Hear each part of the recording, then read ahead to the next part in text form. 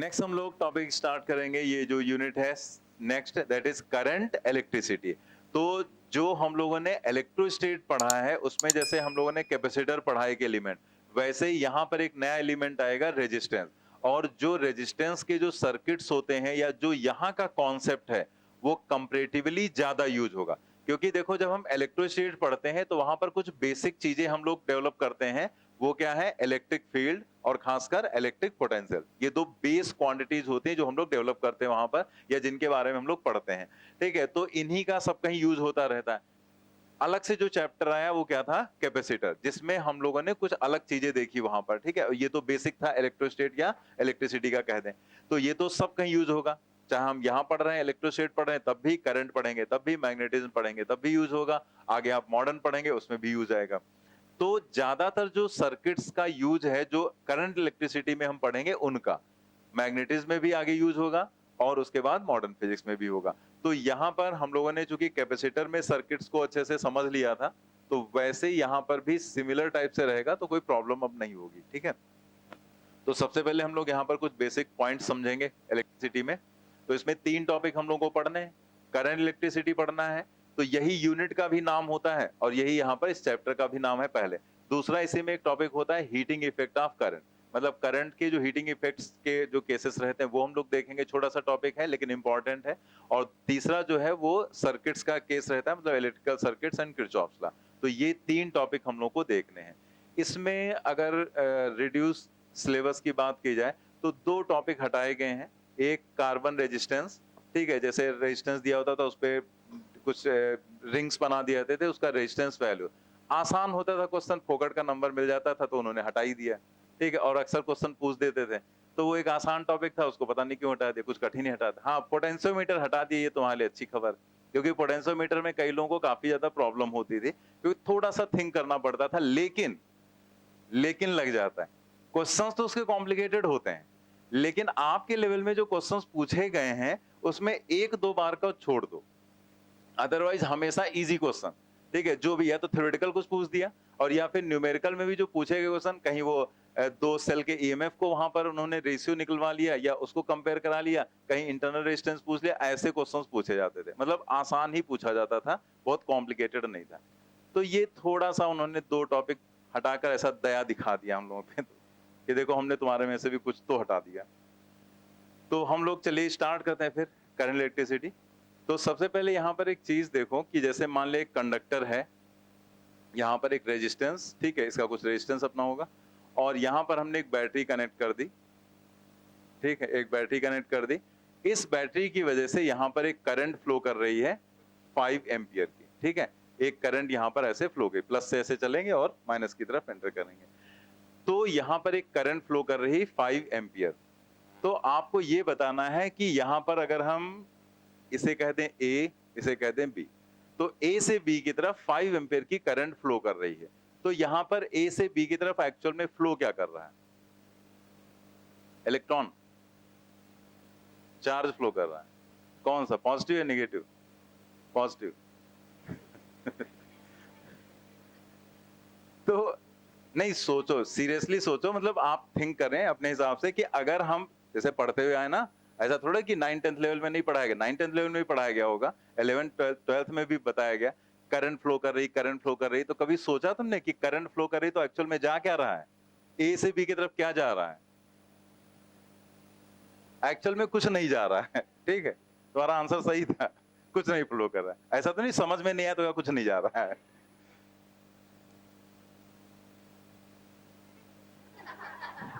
हमको पता था यही लॉजिक होगा कुछ। क्या नीचे देखकर? क्या नहीं कनेक्ट है? कनेक्ट तो सब कुछ है। वाह, हम सोचे कुछ सोच के आंसर दिया है। क्या कनेक्ट करना? बताओ बताओ, क्या कनेक्ट कर बताओ। बैटरी लो, बैटरी 10 वोल्ट की है कनेक्ट। ये प्लस माइनस सब कहीं तो कनेक्ट है, सब कहीं कनेक्ट है। अरे एक बार ऐसे ही हमने डायग्राम बनाया, ऐसे बनाया हमने डायग्राम।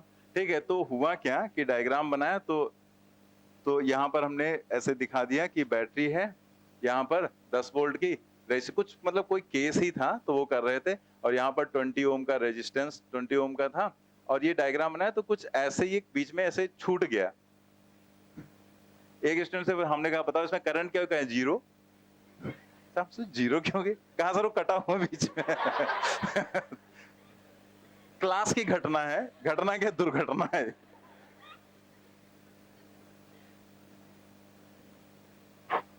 तो यहां पर ठीक है, जैसे यहां पर अगर आप देखो तो यहां पर जैसे आपने पढ़ा तो बहुत बार होगा, लेकिन कभी ये चीज थिंक किया कि ए से बी की तरफ एक्चुअल में क्या फ्लो कर रहा है? ठीक है, यहां पर ए से बी की तरफ, तो अगर आप ध्यान से सोचो तो कुछ नहीं फ्लो कर रहा है। ए से बी तक ऐसा कुछ है ही नहीं यहां पर फ्लो करने वाला, क्योंकि ये कंडक्टर है और ये जो कंडक्टर है उसमें होंगे फ्री इलेक्ट्रॉन।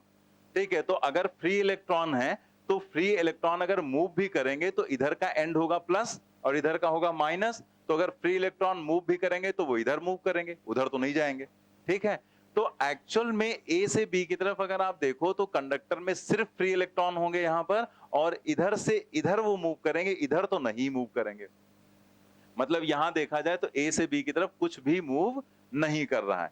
फिर भी एक क्वांटिटी बनाएगी, मतलब ये भी वैसे ही कहानी है जैसे इलेक्ट्रिक फील्ड, जैसे पोटेंशियल। इलेक्ट्रिक फील्ड कुछ था, जस्ट हम लोगों ने कहानी डेवलप कर ली, वैसे पोटेंशियल भी कुछ नहीं था, और वैसे ही यहां पर ये करंट भी कुछ नहीं। मतलब इधर से इधर तक देखा जाए तो कोई एक्चुअल में कोई चीज आप ये नहीं बता सकते हैं कि यहां पर ये चीज जा रही। ठीक है, जैसे अगर मान लिया पॉजिटिव चार्ज होता तो हम कह दे सकते थे पॉजिटिव चार्ज इधर से इधर मूव करते हुए जा रहा है, लेकिन कंडक्टर में तो पॉजिटिव होगा ही नहीं, कंडक्टर में तो होंगे सिर्फ फ्री इलेक्ट्रॉन, तो एक्चुअल में कुछ मूव नहीं कर रहा है। तो मतलब यहाँ ये है जो दिखाया जाता है ये एक्चुअल में है क्या, तो इस चीज को सिर्फ एक्सप्लेन किया जा सकता है। मतलब जैसे अगर आपसे कहा गया कि इधर से इधर करंट इतनी फ्लो कर रही, तो इसको एक्सप्लेन कर सकते हो, सिर्फ एक शब्द में नहीं बता सकते हो कि इधर से इधर ये चीज जा रही, ऐसे नहीं कह सकते हो। ऐसे ही आगे हम लोग पढ़ेंगे इलेक्ट्रोमैग्नेटिक वेव में डिस्प्लेसमेंट करंट, उसमें भी एक्चुअल में कुछ जाता हुआ नहीं दिखेगा, उसे भी एक्सप्लेन ही किया जाता है। तो यहाँ पर हम लोग एक्सप्लेन कर सकते हैं, तो क्या एक्सप्लेन करेंगे वही हमें यहाँ पर समझना है कि एक्चुअल में ये 5 एम्पीयर की अगर करंट फ्लो कर रही है तो यहाँ पर वास्तव में हो क्या रहा है, हम उस चीज को एक्सप्लेन कर सकते हैं, एक शब्द में नहीं बता सकते हैं कि क्या मूव कर रहा है। ठीक है, तो हम लोग स्टार्ट करते हैं यहीं से। सबसे पहले इलेक्ट्रिक करंट, तो जैसे यहाँ पर एक कंडक्टर आपको दिखाया गया, कंडक्टर में यहाँ पर एक बैटरी हमने कनेक्ट की, इधर का एंड प्लस से कनेक्ट है, तो ये वाला एंड हो गया पॉजिटिव और ये वाला एंड यहाँ पर क्या हो गया नेगेटिव। हमें पता है पॉजिटिव को हम लोग हाई पोटेंशियल मानते हैं, नेगेटिव को हम लोग लो पोटेंशियल मानते हैं। तो जैसे ही हमने यहाँ पर कंडक्टर के अक्रॉस एक बैटरी कनेक्ट की, ये हाई हो गया ये लो, तो कंडक्टर के अंदर एक इलेक्ट्रिक फील्ड डेवलप हो गई, कंडक्टर के अंदर एक इलेक्ट्रिक फील्ड डेवलप हो गई ई। अब कुछ लोग यही सोच रहे होंगे अभी पीछे तक पढ़ा रहे थे कंडक्टर में इलेक्ट्रिक फील्ड जीरो होती है, अभी बता रहे हैं कंडक्टर में इलेक्ट्रिक फील्ड आ गई। तो दोनों में अंतर समझ लो, वहां जो हम पढ़ रहे थे वो स्टैटिक कंडीशन थी, मतलब वहां पर चार्ज्ड कंडक्टर की बात की जा रही थी कि कंडक्टर को चार्ज किया गया। तो अगर कोई कंडक्टर आपने चार्ज किया, मतलब वहां कोई बैटरी नहीं कनेक्ट है, तो अगर कंडक्टर आपने चार्ज कर दिया तो इसके ऊपर मान लिया आपने पॉजिटिव चार्ज या नेगेटिव चार्ज जो भी है, मान लिया पॉजिटिव चार्ज है, तो हमें पता है इसके अंदर सब कहीं पोटेंशियल कांस्टेंट हो जाता है और इसलिए इलेक्ट्रिक फील्ड क्या हो जाती है जीरो, क्योंकि ई होता है minus DV by D R. Question भी आपके यहाँ पूछा गया था, एक क्वेश्चन हम लोगों ने किया था ना।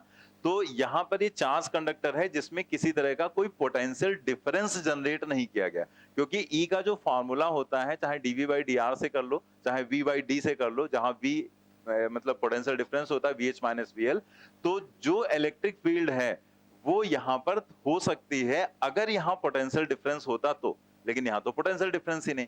लेकिन यहाँ तो आपने एक बैटरी कनेक्ट कर दी ना, तो बैटरी अगर आपने कनेक्ट की तो बैटरी का काम क्या है, पोटेंशियल डिफरेंस को क्रिएट कर देना। तो अगर कहीं पोटेंशियल डिफरेंस आ गया तब तो फिर इलेक्ट्रिक फील्ड आ ही जाएगी। तो यहाँ देखो इधर प्लस इधर माइनस, तो हाई से लो, तो अगर यहाँ हाई पोटेंशियल है इधर लो पोटेंशियल है तो एक इलेक्ट्रिक फील्ड डेवलप हो जाएगी, फिर चाहे वो कंडक्टर हो चाहे जो भी हो, ठीक है, उसके अंदर इलेक्ट्रिक फील्ड आ जाएगी। तो इलेक्ट्रिक फील्ड यहाँ पर डेवलप हो गई कंडक्टर के अंदर। ठीक है, बात इतनी समझ में आ गई ना। अब अगर इलेक्ट्रिक फील्ड डेवलप हो गई तो कंडक्टर के अंदर होंगे बहुत सारे फ्री इलेक्ट्रॉन्स, और फ्री इलेक्ट्रॉन्स पर फोर्स किधर लगेगा, opposite to the electron. Negative charge है तो नेगेटिव चार्ज पर फोर्स किधर लगता है, इलेक्ट्रिक फील्ड के अपोजिट। तो इलेक्ट्रिक फील्ड के अपोजिट डायरेक्शन में इलेक्ट्रॉन्स पर फोर्स लगेगा और वो इधर की तरफ चलना स्टार्ट कर देंगे। ठीक है, तो ये इलेक्ट्रॉन इधर की तरफ फ्लो करना स्टार्ट कर देते हैं। तो यहां पर जब इलेक्ट्रॉन इधर की तरफ फ्लो करते हैं तो इसके किसी मतलब जैसे ऐसे हमने क्रॉस सेक्शन बना लिया, तो किसी भी क्रॉस सेक्शन से कुछ इलेक्ट्रॉन इधर पास कर गए, तो इलेक्ट्रॉन चूंकि चार्ज पार्टिकल है, तो एक तरह से इसके क्रॉस सेक्शन से इधर साइड में नेगेटिव चार्ज पास हुआ। मान लेते हैं जितने टोटल इलेक्ट्रॉन थे उसका टोटल नेगेटिव चार्ज था -q, टोटल सबको जोड़ लिया तो टोटल -q था। तो t टाइम में इस क्रॉस सेक्शन से t टाइम में इधर की तरफ -q चार्ज पास हो गया, ठीक है। तो इसी चीज को उल्टा कह दिया गया लैंग्वेज में कि अगर हम इधर से कह रहे हैं -q, तो एक तरह से इधर अगर -q आ रहा है तो इधर एक्सेस इलेक्ट्रॉन की हो रही, तो उधर हम कह सकते हैं जाते समय डिफिशिएंसी हो रही, ठीक है। मतलब इधर अगर -q आ रहा है तो हम उल्टा भी तो कह सकते हैं कि इधर क्या जा रहा है, +q। एक्चुअल में जा नहीं रहा है, बस उसको इमेजिन कर लिया गया कि अगर इधर की तरफ -q जा रहा है तो उतना ही हम ये भी तो बोल सकते हैं उधर क्या जा रहा है, +q। तो अगर किसी क्रॉस सेक्शन से ये जो इमेजिनरी चार्ज हमने माना है +q, ये पास हो रहा है t टाइम में, तो एक क्वांटिटी यहां पर डिफाइन की गई जिसको कहा गया इलेक्ट्रिक करंट, और उसकी वैल्यू होगी I = Q/T, ठीक है। तो एक्चुअल में इधर साइड में कुछ भी नहीं जा रहा था, इलेक्ट्रॉन्स अपोजिट डायरेक्शन में जा रहे थे, लेकिन जितना टोटल चार्ज इधर नेगेटिव जा रहा था उतना ही हम अज्यूम कर सकते हैं कि उतना ही पॉजिटिव उसके अपोजिट जा रहा है, ठीक है।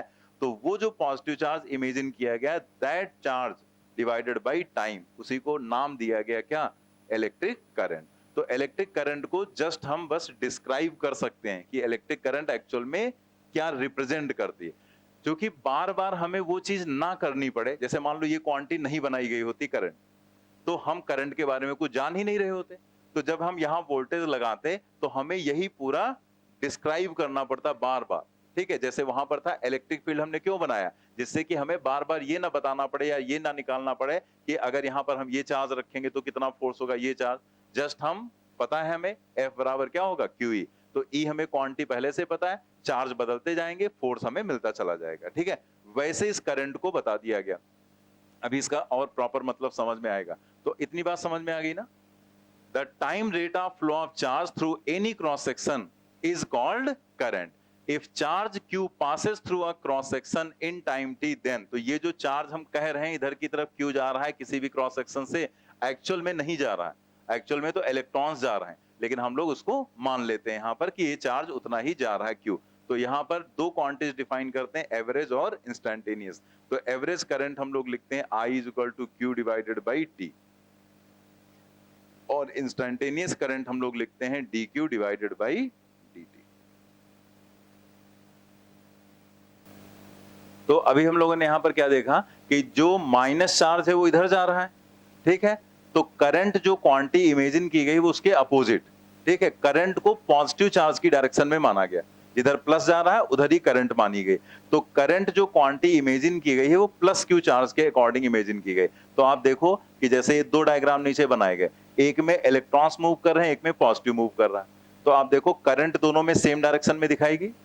तो अगर नेगेटिव चार्ज है तो करंट के उल्टा जा रहे हैं, और अगर पॉजिटिव चार्ज मूव कर रहा है तो करंट की डायरेक्शन में। मतलब कहीं आप प्लस दिखाओगे तो करंट की डायरेक्शन में, माइनस दिखाओगे तो करंट के अपोजिट, या उल्टा कि अगर माइनस चार्ज इधर मूव कर रहा है तो उसके कारण जो करंट होगी उसके जस्ट अपोजिट, और प्लस के कारण जो करंट होगी सेम डायरेक्शन में। तो ये सब चीजें हमें जरूरत पड़ती रहती है। जैसे आगे हम लोग पढ़ेंगे, जब सेमीकंडक्टर हम लोग पढ़ेंगे तो सेमीकंडक्टर में हम लोग देखते हैं सिर्फ इलेक्ट्रॉन ही नहीं होते, इलेक्ट्रॉन के साथ वहां पर एक और पार्टिकल हम इमेजिन करते हैं, होल। हालांकि होल भी कुछ होता नहीं है, होल भी डिफिशियंसी ऑफ इलेक्ट्रॉन होती है, जहां से इलेक्ट्रॉन निकल गया, ठीक है। ऐसे इलेक्ट्रॉन एक निकल आया वहां पर जो बॉन्ड ब्रेकिंग के कारण, तो वहां पर एक जो डिफिशियंसी हो जाती है उसी को होल बोलते हैं। लेकिन एज अ होल को भी हम पार्टिकल जैसा इमेजिन करते हैं। तो अगर हम इलेक्ट्रॉन देखें तो वो कैसा है, नेगेटिव, और होल कैसा है, पॉजिटिव। तो अगर एक इलेक्ट्रिक फील्ड यहाँ पर अप्लाई कर दी जाए सेमीकंडक्टर में, मतलब हमने एक यहाँ पर बैटरी कनेक्ट कर दी तो एक यहाँ पर इलेक्ट्रिक फील्ड डेवलप हो गई। तो इस इलेक्ट्रिक फील्ड की वजह से जो इलेक्ट्रॉन है वो इधर जाएगा इलेक्ट्रिक फील्ड के अपोजिट, तो इलेक्ट्रॉन की जो करंट है वो इधर मूव करेगी। इलेक्ट्रॉन की जो करंट, ये इलेक्ट्रॉन है और ये क्या है, होल, ठीक है। तो इलेक्ट्रॉन की करंट उसके अपोजिट, नेगेटिव चार्ज के अपोजिट करंट होगी, तो ये हो गया I। और होल इलेक्ट्रिक चूंकि पॉजिटिव है तो होल इलेक्ट्रिक फील्ड की डायरेक्शन में मूव करेगा, तो वो इधर ही जाएगा और उसकी करंट भी सेम डायरेक्शन में होगी।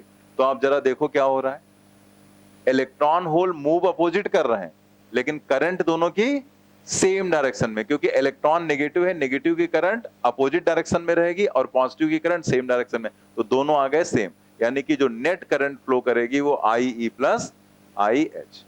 तो जब हम लोग सेमीकंडक्टर पढ़ेंगे तो वहां पर पहले टॉपिक में यही चीज हम लोग करेंगे, तो वहां पर जो फॉर्मूला इलेक्ट्रॉन के लिए एप्लीकेबल होगा वही सेम फॉर्मूले होल्स के लिए भी एप्लीकेबल होंगे। टोटल करंट वहां पर IE प्लस IH से ही हम लोग निकालेंगे, ठीक है। तो इसीलिए ये पॉइंट आपको बता दिया गया कि नेगेटिव इधर मूव करेगा तो उसकी करंट अपोजिट, और पॉजिटिव इधर मूव करेगा तो उसकी करंट सेम डायरेक्शन में, ठीक है। चलिए आगे बढ़ते हैं, कुछ और पॉइंट्स देखते हैं इसी से related. Electric field outside a current carrying conductor will be zero, but inside the conductor is equal to V/L। तो अभी आपको बता ही दिया गया था कि अगर हम किसी भी कंडक्टर, जैसे इस कंडक्टर के हम बाहर की बात करें, तो इस कंडक्टर पर किसी तरह का कोई चार्ज तो है नहीं भाई। जैसे अगर आप देखें तो ये जो कंडक्टर हम लोगों ने यहाँ पर इमेजिन किया है, क्या इस पर कोई चार्ज हमने दिया प्लस या माइनस? नहीं, इस पर किसी तरह का कोई चार्ज नहीं, सिंपल एक कंडक्टर था अनचार्ज और उसको लाए और उसमें बैटरी कनेक्ट कर दी। तो अगर कोई चार्ज कंडक्टर होता, जैसे इसके ऊपर प्लस चार्ज दे देते, तो इसके कारण इलेक्ट्रिक फील्ड होती यहाँ पर सरफेस पर, ठीक है, इलेक्ट्रिक फील्ड होती है। लेकिन जब इसके ऊपर कोई चार्ज ही नहीं है तो इसके कारण कोई इलेक्ट्रिक फील्ड भी नहीं होगी। तो अब आपके दिमाग क्या रहेगा, इसके अंदर तो बहुत सारे नेगेटिव हैं, लेकिन ये जो नेगेटिव है ये कहां से आए हैं? किसी एटम से आए होंगे, और जिस एटम से आए होंगे वो उसी मटेरियल का, मतलब जो कंडक्टर है उसी का एटम होगा। तो जब उसने एक इलेक्ट्रॉन रिलीज किया होगा तो वो खुद कैसा बन गया? पॉजिटिव, यानी कि इलेक्ट्रॉन जहां से निकल कर आए हैं वो इन्होंने सभी एटम्स को पॉजिटिव आयन में कन्वर्ट कर दिया। तो जितने, जैसे मान लिया यहाँ पर 5 इलेक्ट्रॉन दिखाए गए, तो मान लिया 5 इलेक्ट्रॉन निकले तो 5 पॉजिटिव आयंस भी तो होंगे उसके अंदर, तो वो होंगे प्लस और ये है माइनस, तो टोटल चार्ज क्या हो गया? जीरो। इसका मतलब जो करंट कैरिंग कंडक्टर में हम नेगेटिव दिखाते हैं, ये सिर्फ इलेक्ट्रॉन फ्लो करने वाले दिखाए जा रहे हैं जो फ्री इलेक्ट्रॉन्स होते हैं, बाकी ये टोटल अनचार्ज ही रहता है, इस पर कोई चार्ज नहीं। नेट चार्ज अगर देखोगे तो क्या रहेगा? जीरो ही रहेगा, मतलब करंट कैरिंग कंडक्टर अनचार्ज रहेगा। तो यहां पर वही लिखा गया, electric field outside a current carrying conductor will be zero, but inside the conductor is equal to V/L and that is not equal to zero. V/D होता है, D की जगह यहां पर लेंथ ले ली गई L। दूसरा पॉइंट, ये भी इंपॉर्टेंट है, ये भी बहुत इंपॉर्टेंट है। For a given conductor current does not change with the change in its cross section. Question भी पूछा गया आपके यहाँ, AIPMT में, CPMT में, सब कहीं क्वेश्चन पूछा गया, IIT में भी क्वेश्चन पूछा गया। तो IIT में कुछ और भी चीजें पूछी गई थी, वो हम लोग अभी डिस्कस भी करेंगे आगे, ठीक है। For a given conductor, current does not change with the change in its cross section, and conductor remains uncharged when current flows through it. तो अगर क्रॉस सेक्शन बदल देते हैं तो उससे करंट पर इफेक्ट नहीं पड़ेगा। मतलब आपको ये ध्यान रखना है कि करंट क्या लेंगे? कांस्टेंट। जैसे आप देखो यहाँ आपको छोटा क्रॉस सेक्शन दिख रहा है और यहाँ आपको बड़ा क्रॉस सेक्शन दिख रहा है, लेकिन करंट अगर आप देखो तो बीच में यहाँ सब कहीं सेम दिखाई गई। मतलब क्या हुआ कि अगर करंट फ्लो कर रही है तो हमने यहाँ पर कोई बैटरी कनेक्ट की होगी, ठीक है, बैटरी कनेक्ट की होगी। तो जब बैटरी आप कनेक्ट करेंगे यहाँ पर तो करंट का फ्लो स्टार्ट हो जाएगा। तो यहाँ पर बैटरी का मतलब क्या है कि यहाँ पर बैटरी का मतलब क्या? पोटेंशियल डिफरेंस जनरेट कर देना, और उस पोटेंशियल डिफरेंस की वजह से इलेक्ट्रॉन्स का फ्लो स्टार्ट हो जाता है। तो जितने इलेक्ट्रॉन इधर एंटर करेंगे उतने ही इलेक्ट्रॉन बाहर निकल जाएंगे, ठीक है। मतलब ऐसा नहीं हो सकता है कि यहां से निकलने वाले इलेक्ट्रॉन कम हो और इसके अंदर एंटर करने वाले इलेक्ट्रॉन ज्यादा हो। अगर 10 टू द पावर 24 इलेक्ट्रॉन्स बाहर निकले हैं तो सेम टाइम में 10 to the power 24 electrons enter भी करेंगे वहां पर। इसका मतलब क्या हुआ कि चाहे क्रॉस सेक्शन बड़ा हो चाहे छोटा हो, जब टोटल नंबर ऑफ इलेक्ट्रॉन्स यानी कि टोटल चार्ज टी टाइम में जितना पास हो रहा है, एंटर कर रहा है, उतना ही बाहर निकल रहा है, तो दोनों जगह करंट भी क्या होगी? सेम करंट होगी। तो सीधे याद कर लो, हर चीज को डिस्क्राइब करके हम लोग एक बार समझ लेंगे, लेकिन याद सीधे रखेंगे कि क्रॉस सेक्शन चेंज होने से करंट पर कोई इफेक्ट नहीं पड़ता है, वो सीधे सीधे लिख दिया गया। अभी हम लोग क्वेश्चन भी करेंगे तो उसमें ये पॉइंट आएगा भी, ठीक है। नेक्स्ट देखते हैं, ये जो भी बताने जा रहे हैं ये भी जस्ट ऐसे पूछा भी जा सकता है क्वेश्चन, लेकिन अगेन आपको इसे रटने की जरूरत नहीं है, ये सिर्फ समझना है, क्योंकि इसमें जो चेंज दिया जाएगा वो क्या दिया जाएगा वो जब समझा होगा तभी आप कर पाएंगे। तो आप देखो यहाँ क्या उसने कहा, देखो ध्यान से यहाँ पर देखो, if n particles each having a charge q, उसने कहा कितने पार्टिकल्स हैं? n, और हर एक पर कितना चार्ज है? q, pass through a given cross section in time t, then तो उसने कहा कि एक दिए गए क्रॉस सेक्शन से टी टाइम में इतने चार्ज पास हो रहे हैं, इतने पार्टिकल, जिस पर एक पर चार्ज कितना है, क्यू।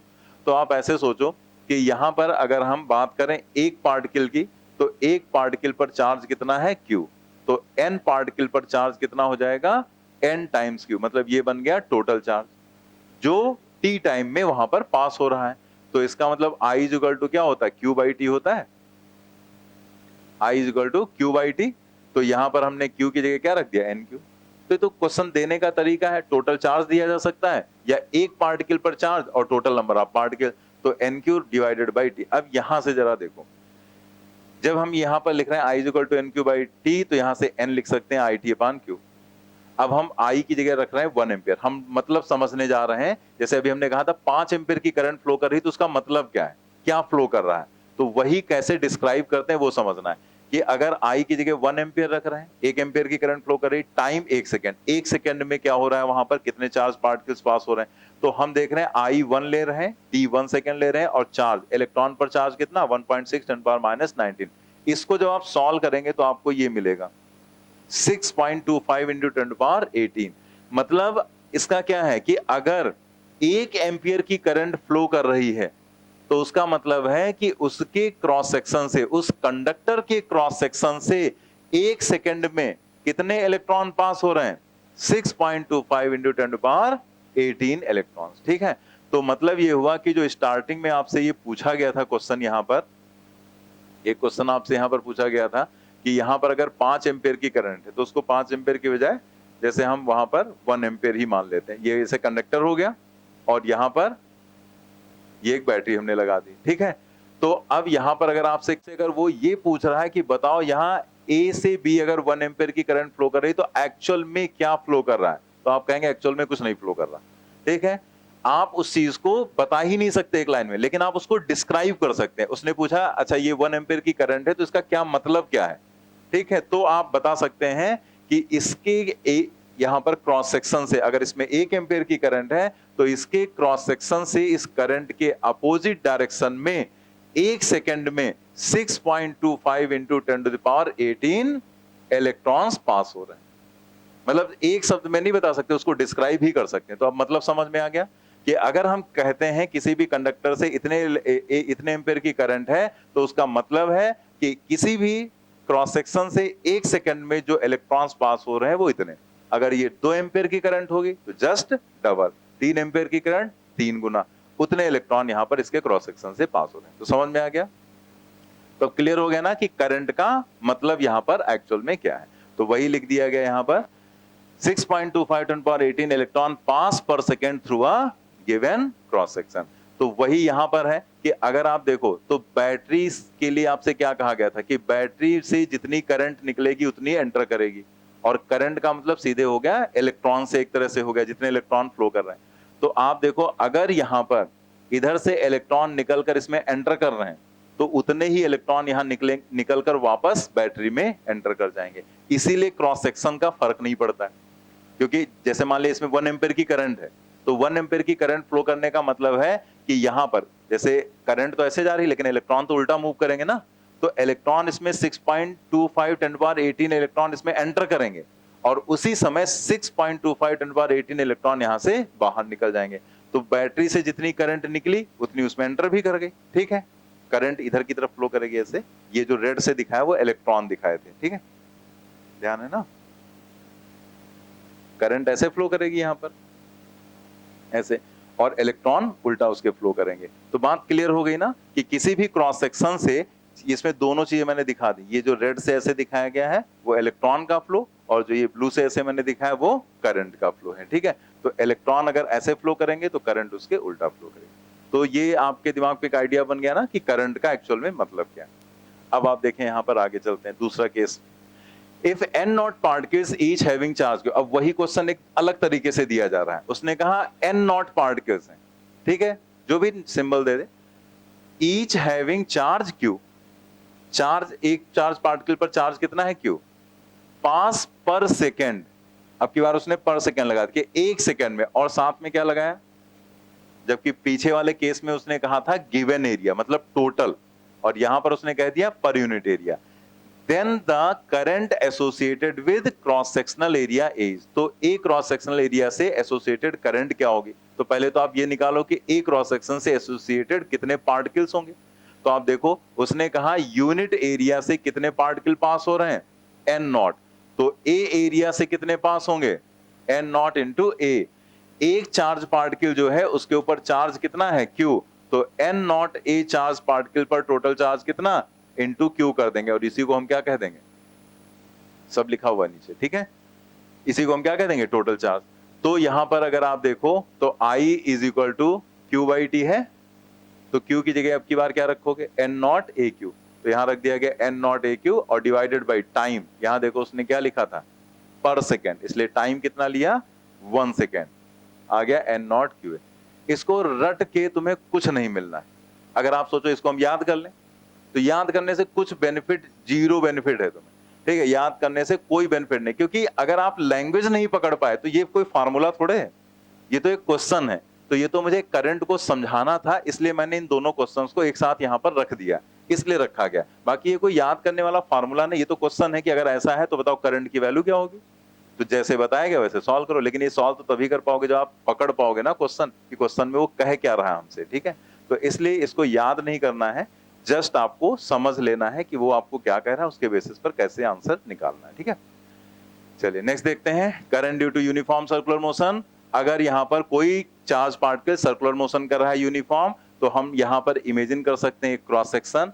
तो आप सोचो कि अभी इस क्रॉस सेक्शन से क्यू चार्ज पास हुआ, अब ये एक चक्कर लगाएगा, टाइम कितना लगेगा, कैपिटल टी, जो इसका टाइम पीरियड होता है।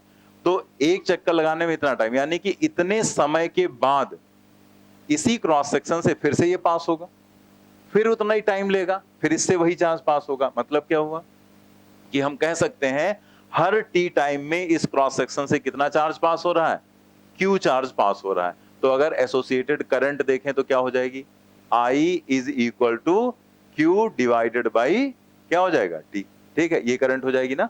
तो यहां पर हमें टाइम पीरियड बस पता हो, और टाइम पीरियड तो हमें पहले से पता है, सर्कुलर मोशन हम लोग पढ़ ही चुके हैं।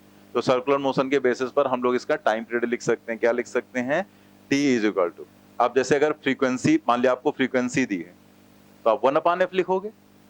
अगर उसने आपको ओमेगा दिया है, 2 पाई बाई ओमेगा लिख देंगे।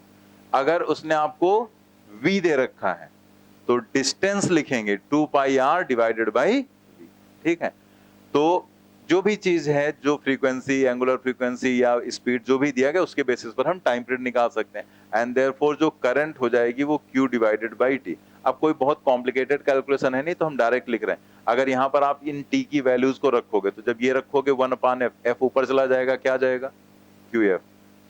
ये रखोगे 2 पाई बाई ओमेगा, ओमेगा ऊपर जाएगा, q ओमेगा डिवाइडेड बाई 2 पाई। इसे रखोगे 2 पाई r, v ऊपर चला जाएगा, क्या हो जाएगा, QV divided by 2 pi r। जल्दी से नोट करेंगे,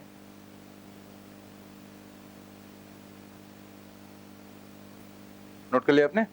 नेक्स्ट हम लोग देखते हैं यहां पर करंट डेंसिटी।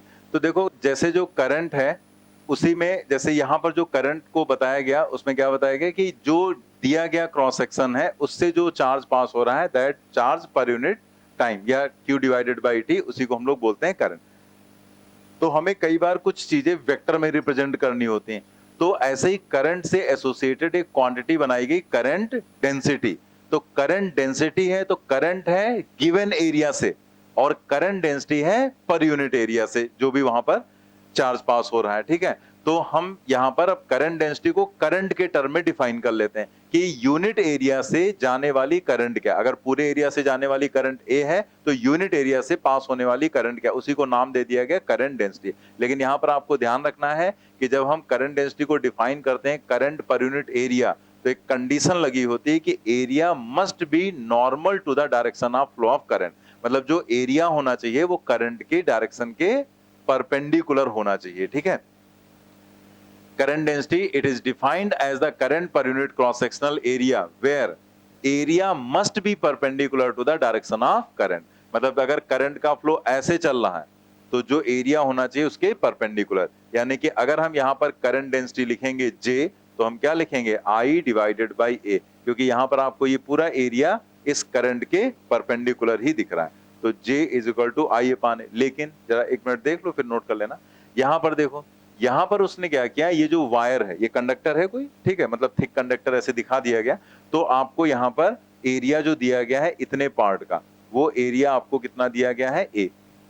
लेकिन हमें तो परपेंडिकुलर रखना होता है। अगर हम यहां पर लिखेंगे J इज इक्वल टू आई, तो I डिवाइडेड बाई A नहीं लिख सकते क्योंकि A होना चाहिए परपेंडिकुलर। लेकिन यहां पर अगर आप देखो तो A इस तरीके से है, तो इसका इधर कंपोनेंट, तो ये जो वर्टिकल लाइन ड्रॉ की गई है यहां से जो एंगल है वो कितना लिया गया, थीटा। आप देखो यहां पर ये जो एंगल यहां पर आपको दिख रहा है वो एंगल कितना है, थीटा, ठीक है। तो इस एरिया से इधर का जो एंगल है वो थीटा है। तो अगर इसका हम कंपोनेंट देखेंगे तो वो कंपोनेंट कितना हो जाएगा, a cos थीटा। तो कंपोनेंट हो जाएगा a cos थीटा। तो अब आप a cos थीटा जो है वो देख रहे हैं कि ये जो एरिया यहाँ पर डॉटेड दिखाया गया है, ठीक है, ये एरिया यहाँ पर इस करंट फ्लो के परपेंडिकुलर है। तो हम यहाँ पर करंट डेंसिटी क्या लिखेंगे, I divided by a cos theta, ठीक है। या फिर हम लोग यहां से इसे लिख सकते हैं I is equal to J A cos theta. और आपको ये चीज याद है बहुत अच्छे से कि जो भी ए बी कॉस थीटा होता है उसको हम वेक्टर फॉर्म में लिख सकते हैं a डॉट बी। तो यहाँ जे ए कॉस थीटा है तो इसको हम लिख सकते हैं जे एंड डॉट ए। तो ये जो करंट डेंसिटी है ये एक वेक्टर क्वांटिटी हो गई, ठीक है। करंट डेंसिटी है एक वेक्टर क्वांटिटी, उसको लिया जाता है और उसको डिफाइन कैसे करते हैं, करंट पर यूनिट एरिया। और हमें ध्यान रखना है area must be normal to the direction of flow of current. Note करेंगे, दोनों लिख लेंगे, ये J is equal to I upon A और उसमें आई अपान ए कॉस थीटा।